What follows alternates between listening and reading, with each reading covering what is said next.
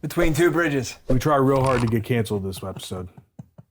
Try Don't that say again. episode, fuckhead. Yeah. So. Did you say webisode? Yeah, You said webisode. Fucking air that one. Yeah. Between Two Bridges, a business-to-business podcast. This episode is presented by Wash. Visit the new convenient pickup and drop-off location at 21 Brilliant Avenue in Aspinwall, or click pickupwashdeliver.com and see how easy it can be to do the wash. This episode is also brought to you by One Tom Plumber. Fast, reliable, affordable, 24/7 plumbing and drain cleaning services throughout the Pittsburgh area. Save this number, 412-307-7622.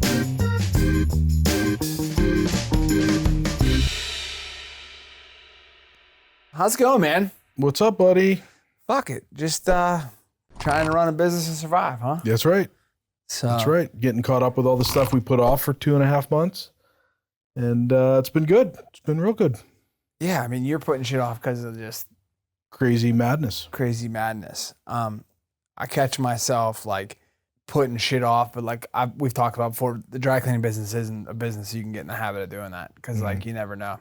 So there's apparently some work going on here in close proximity to here at the Springdale power plant, which I thought they tore the fuck down, but there's another one further upstream, and I guess there's a lot of people from out of town. We're doing some work there. So like those things will come in our business. So we got to be ahead of the game. Yeah. Because there's only so many ups and downs of the presses, and the wheels go around so many times a day. So we kind of try to stay on top of things. I lightened my workload a little bit.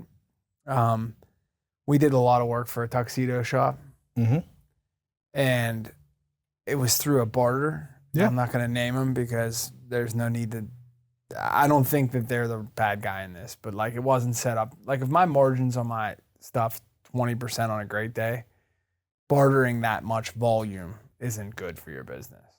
So I'm sure you've talked to enough clients over the years that like it sounds good at the time, but you can only eat so much fucking pizza for free. Yeah. And then it becomes a burden.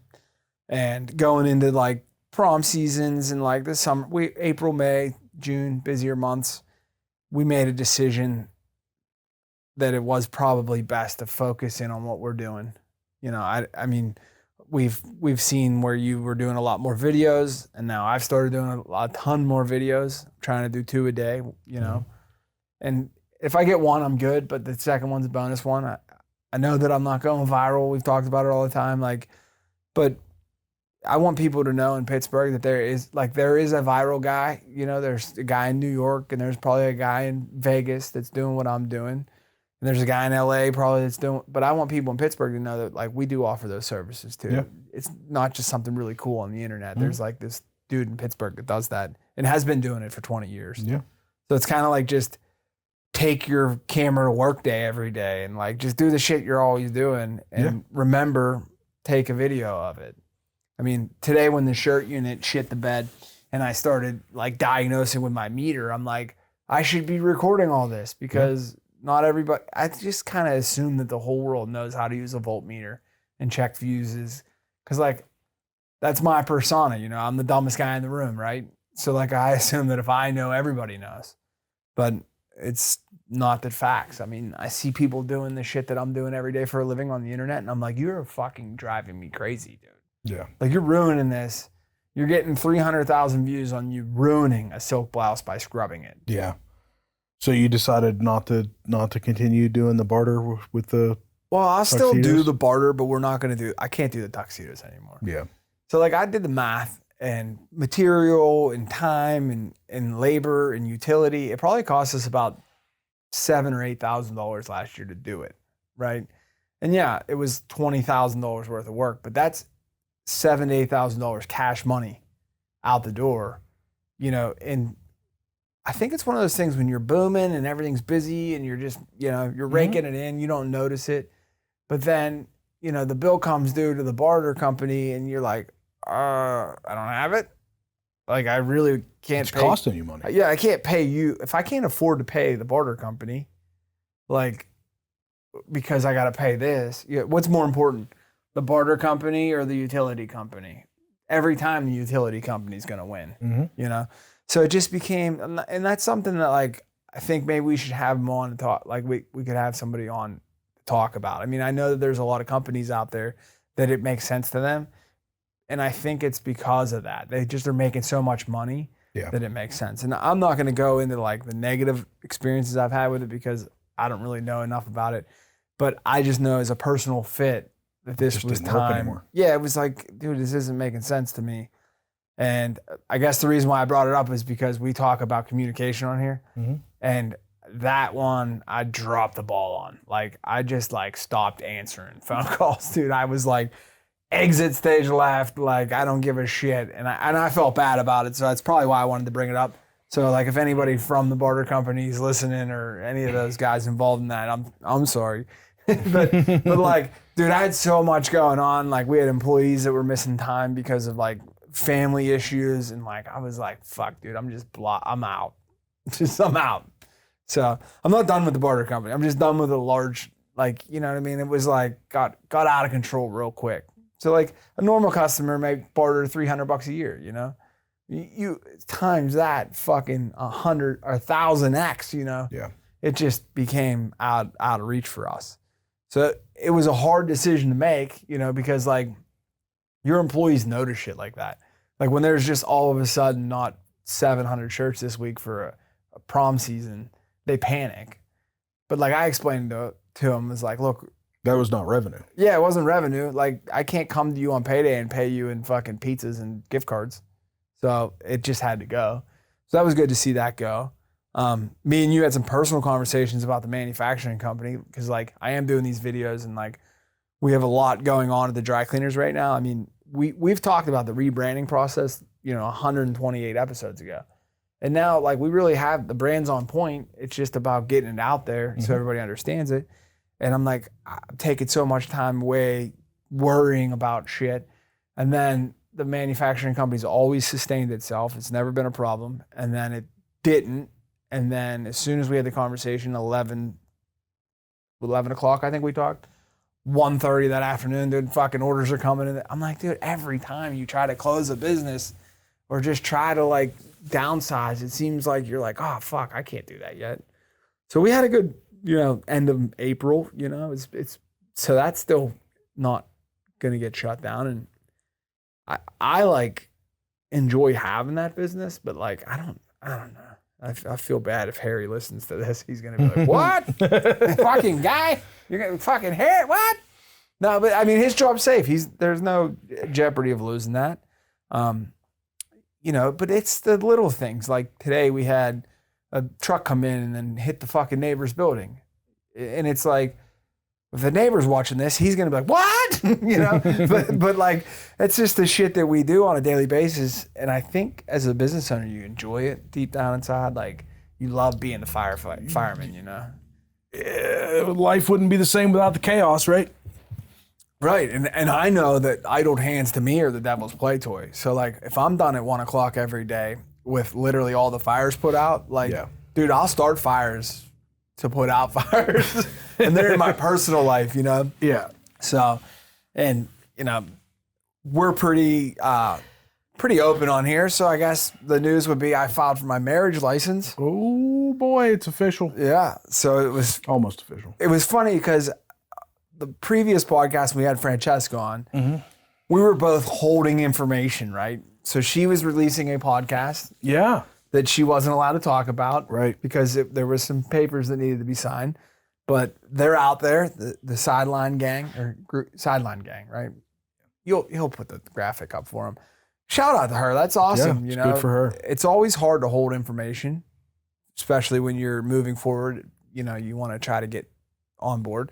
And then when she said that, I almost didn't have the heart to tell her. Like we were talking about weddings in our family, and I'm like, wow, we're doing it next. Yeah. But we're not going to do a traditional wedding. Like we're not going to do like and that's fucked up too. Because as a dry cleaner, I should be like, you know what, black tie affair and Chuck E. fucking cheese. Yeah. Like dress code needed. But yeah, we're just keeping it close and finally gonna do it. And it was good to get that. Like you know, you're like a batter. Like if you're like 0 for 30, you want to get that hit in, you know. So that was good for us. I'm glad that that's underway. We're going to need some supervising adults.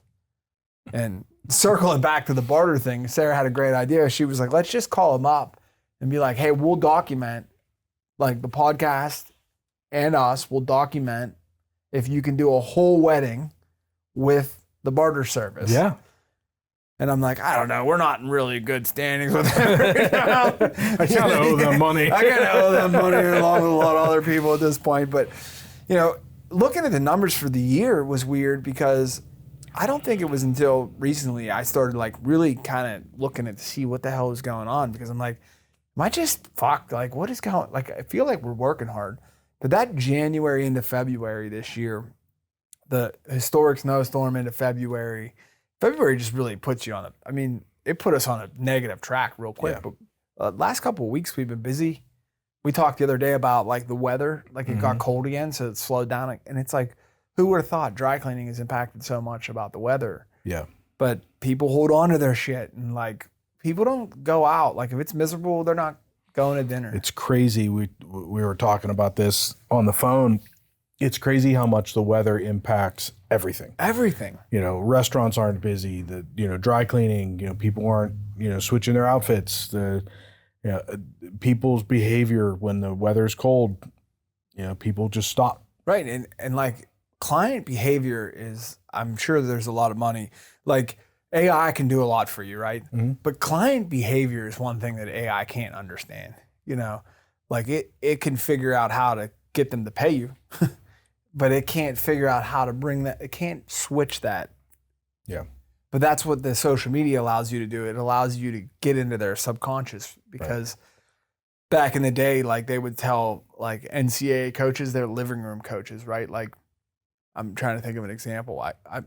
Joe Paterno was a legacy, but they would have these coaches, they called them living room coaches because they could go in and recruit better than any other fucking coach. Yeah. And like now with AI and social media, everybody's spending so much time on it. So now you got to like click that subconscious, like, oh shit, my winter coat needs cleaned. And I think the more that like small businesses do it, it's going to benefit everybody. Because I was saying about like the dry cleaner in California might post something about like, you know, make sure you dry clean your linens once a year to get them stripped of all diseases. And that might get 40 million views, and 100,000 views might be in Allegheny County. Right. And that they're not going to go to California to do their shit. They're going to come here. So that's kind of cool. I thought about you today. I got a really old school, like 70s Chevy jacket in. Oh, yeah. Like a real lightweight, probably given out like at a car dealership at one point. And I hand washed it. And I was like, that's what I like, the accountability end of it. Because before I'd have thrown it in that bag and thrown it in the washer. But I could make a video of me hand washing this thing like this is the way it should be done. Like, and it does. It makes you a little bit more accountable if the camera's on, you know? Yeah. So. But that's cool too, because it gets you an opportunity to show people that, you know, people trust you with something like that. Right. And, you know, they may have one of those at home that maybe needs washed. Like a little nacho cheese on it at the Enduro race or something. Yeah, know? they may have an old shirt that their grandfather had that's got some grease stain on it that they've never been able to get off, and they may be like, hey, you know, maybe he can get that off there and I can have that, you know? Yeah. I'm kind of like on that embracing the yinzer in me and like trying to keep that couture vibe. But like, I don't know. I think people in Pittsburgh just get it, you know. We were walking around downtown and Sarah thinks that the biggest thing the biggest pivot we'll see after the draft, like now that the draft is come and gone, is Instagram and social media posts are going to be like, those motherfuckers talk like that. Like, like that's legit. Yeah. Like that is an accent and we own it, you know. And I think also that people are just going to realize what a cool city it is. Yeah. You know. You know what's frustrating though is seeing all these people landing in Pittsburgh from out of town, and all these social media people, and the first thing they're doing is going to Permonte's Brothers and trying to sandwich, and they're like, and I'm like, come on, man. There's so much good food in this city. Yeah, it's like the Skyline Chili in Cincinnati though. Come on, dude. You know, it's like one of those talk about marketing. You know what I mean? Yeah, I know. I posted about Judy's Family Cafe. Have you ever seen Judy's videos? She makes good pancakes. She's a social media lady. So she has a small family diner, and Local? no, she's probably Arizona or something. Oh, okay. She would do like the videos of someone getting pushed in a shopping cart, and then she would be in the shopping cart in like split second, and she'd be like, "Come to my family's restaurant. We make good pancakes." Oh, okay. And like, dude, she kills it. Yeah. I mean, and you could see like the videos that what she started with, like the background, the restaurant. Now the restaurant's all trendy and new, and people are going from The worst miles ones around. though is I keep seeing like there was one guy that had it, and he was at least in the original one, like in the strip.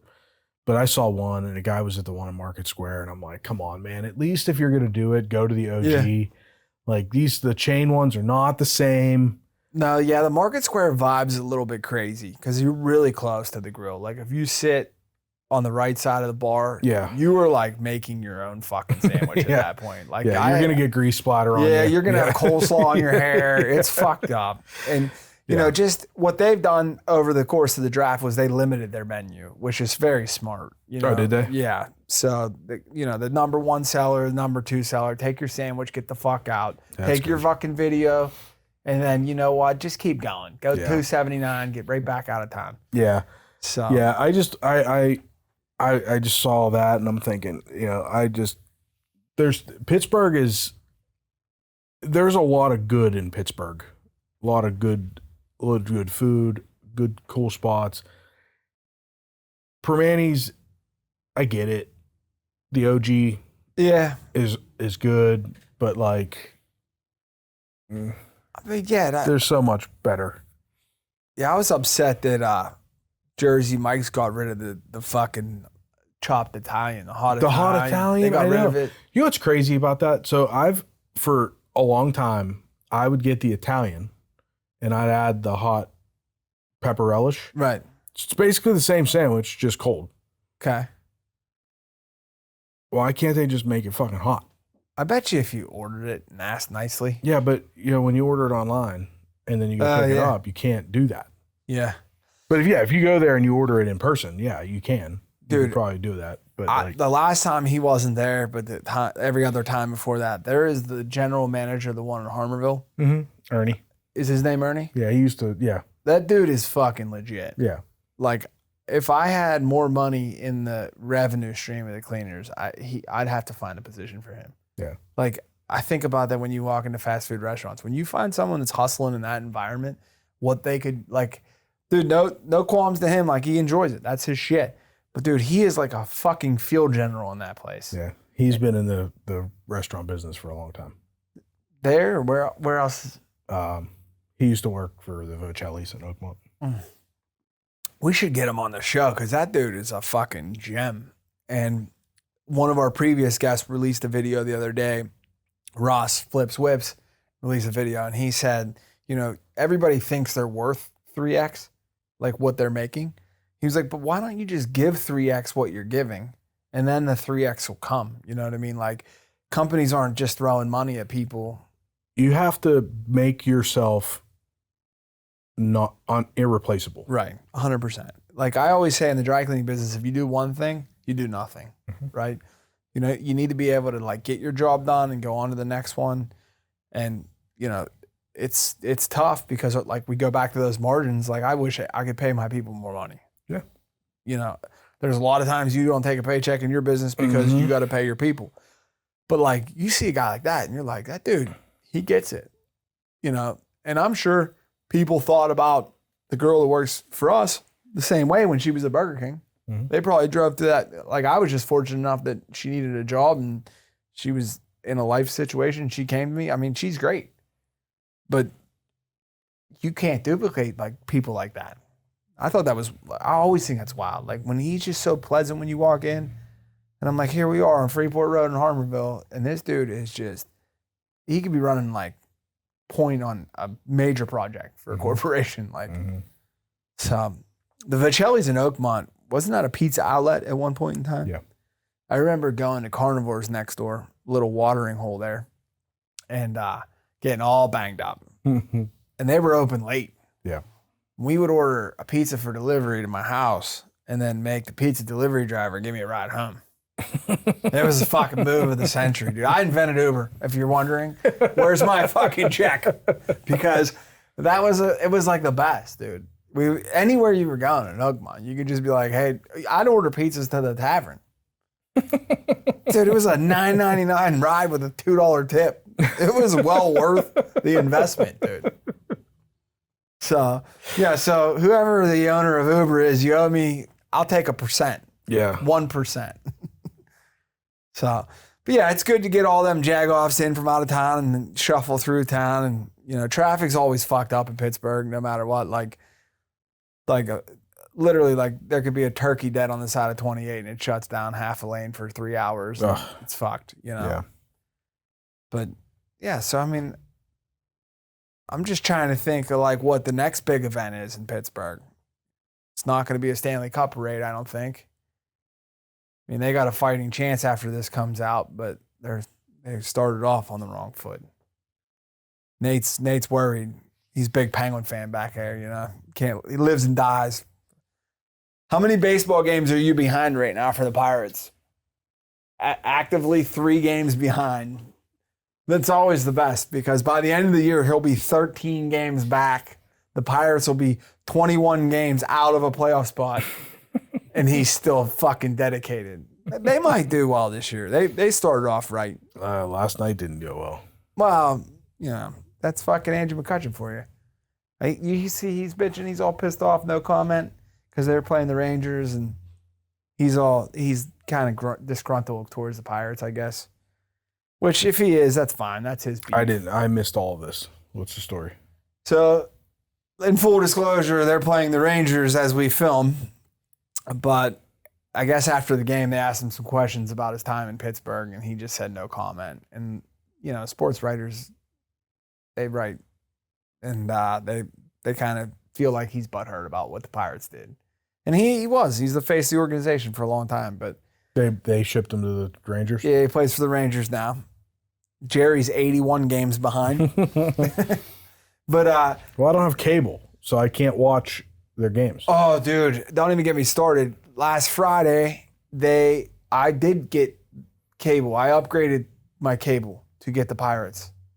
And last Friday, I had some time on my hands to watch a baseball game. And I put on my 843 on Comcast, and it was fucking 2-lane baseball because apparently the Pirates play on Apple fucking TV on certain games. Oh, really? Yeah. So they weren't even on the fucking Pittsburgh Sports Network. Well, I have Apple TV. Were they on last night? You could have watched them that night. Yeah, and if you have the MLB channel of Apple, you can watch every fucking baseball game. Well, how much is that? And now a brief word from our sponsors. You've got a full plate. Kids, meetings, workouts, side hustles. There's better things to do than laundry. Introducing Wash, laundry reimagined for the modern world. Schedule your pickup in seconds via the convenient web app. Wash picks up your clothes, cleans with care, and brings them back fresh and ready to wear. But it's more than garments. From bedding and table linens to shoes, hats, purses, and more. Wash handles all your life's fabric, leaving you more time for life.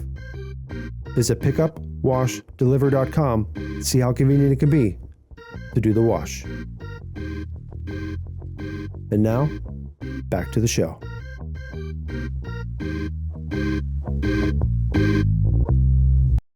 Yeah, dude, the way they've made it, it's not like I'm even mad that it costs more money or I'm even mad that like you need to have something. But like, don't make it 3 games a fucking year. Like, I feel like the NFL is doing this with the YouTube TV and the Prime. Mm-hmm. You know, like to watch a fucking game, like, okay, I want to sign up. But you sign up for the NFL Network thinking that covers it. And then you go to the game and it's blacked out on the NFL Network because you're in market and you got to watch it on cable. It's like, what the fuck is going on? Can I VPN with my Apple TV? For those of you that don't understand, VPN is? Well, it's a virtual private network. So you basically... Glad I figured that out. You use like ExpressVPN. It's like $10 or $13 a month. And it basically hides your IP address. And you basically say, I'm in New Jersey. And it tricks the... that's for the porn sites because you're not allowed to watch porn in Florida. Yeah, so if you're in Florida or Texas I heard and porn's from illegal, a friend. yeah, you say, I'm in New Jersey. You install this app on your phone and you say, I'm in New Jersey. And it goes, oh, okay, here's the website. We got into the wrong business, dude. We could have put a VPN bank in here. Like I'm in Cheswick.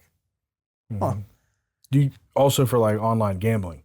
So yeah. like in Florida, you can't do gamble online online gambling. So you download ExpressVPN. You say I'm in Pennsylvania. Dude, because it's where you're at. Florida's fucked up, bro. Dude, it is. Like, it's wild. How did they pick internet, porn, and gambling as the two things you're not allowed to do? But like, you could literally kiss your sister and marry your mother during COVID down there. They just pick and choose. Texas too. Like Texas is like the land of the free, dude. You can do anything you want, and I'm all for it. Yeah. But they're like, oh, you can't watch porn, and you can't. Well, that's because the Bible's gamble. big down there. It's so weird, dude. It's yeah. So weird. And now they're doing all this experimenting with. They just did all kinds of stuff with psychedelics. Oh, they're even doing psychedelic stuff down there now. And I'm like, but you can't watch porn. That's going the Bible on right now. It's the Bible country down there. Dude, it's wild. Meanwhile, if the big JC was around right now, he'd be like, let me get a DraftKings account. I know who's winning this motherfucking game. I know who really prayed at halftime and who didn't. It's wild, dude. It's wild. Yeah, we live in we live in the wild, wild west right now. Dude. We do. It is the modern day wild, wild west. I don't understand these political parties at all. It's like, we're okay with you being free, but not that free. Dude, I was watching the Men That Build America. They have new seasons out with like Danny Boone and fucking Davy Crockett. I love that shit. Yeah, it's the greatest. But like, I'm like, I think Davy Crockett's family had some say in this because this is some high bullshit coming out right now. Like, oh really? Yeah, like how they I think Daniel Boone escaped the Indians and ran barefoot from fucking Ligonier to DC and made it there before 30 men on horses somehow. Like, it's crazy the shit that you hear, and it's like, well, I guess. That doesn't seem plausible, yeah. But okay. I mean, Johnny Appleseed planted all them fucking apple trees too, you know? Yeah. Like, it's like, I'm like, how the fuck, you know? And like, Daniel Boone was penned up in Boonesburg fighting the Indians, right? Which I kind of think's, maybe we'll edit this part out. But I kind of think. This episode is also presented by One Tom Plumber. At One Tom Plumber, in-house licensed plumbers bring rapid response and expert solutions straight to your home or business. Whether it's an emergency or routine plumbing service, they're your one call 24/7 to clear the problem and restore comfort. Trusted across Pittsburgh and surrounding communities with transparent pricing, respectful service, and true reliability. Save this number for when you need it most. 412-307-7622. That's 412-307-7622. Or visit BetweenTwoBridgesPodcast.com/support. And now, back to the show. So yeah, I mean, now that we're through it and fucking May's on our way, what do we got going on in May, man? May? What do you got going on in May? Not a whole lot, bud. We're trying to take this show on the road in May. Yeah, we're going to take this show on the road. We got some... Nate's buying a bus. We're going to buy a bus, maybe. Probably not buy a bus. We'll like a Hot Wheels bus, and we'll just put it in our pocket and bring it everywhere we go. Been doing some experimenting with some other AI languages, and it's pretty interesting. They all have their quirks and stuff. And dude, every time we go down the road with AI, I'm like, are we gonna bring Hugh back for episode 5 of 130? Hugh has created content for exactly 5% of all podcast episodes here on Between Two Bridges. Yeah. Well, I did text him today because I've been working on some AI stuff, and I was like, dude, I might need your help with this. And he's like, let me know. Yeah. I think that, you know, we talk about it. There's a couple things that we've mentioned on every show since we started. AI is one of them. AI, COVID. Well, yeah. You know, actually with Francesca, I thought we were going to skip the COVID bug Yeah, we because did. she was younger.